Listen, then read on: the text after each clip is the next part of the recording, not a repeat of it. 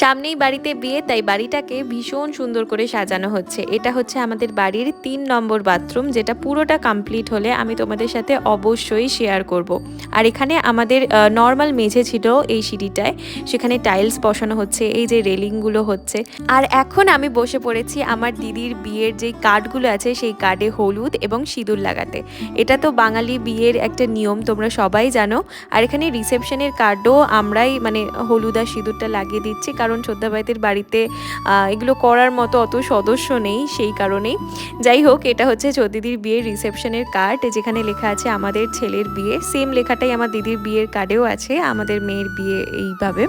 তো এখানে দেখো রিসেপশনের কার্ডটা অলমোস্ট আমাদের কমপ্লিট হয়ে গেছে। আমার দিদির বিয়ের দুটো কার্ডই আমার ভীষণ পছন্দের, কিন্তু রিসেপশনের কার্ডটা যেন আমার বেশি ভালো লেগেছে। আর এখানে পুপুও কিন্তু একদম কাজে লেগে পড়েছে জোরদার ভাবে। তো চলো আজকের মতো টাটা।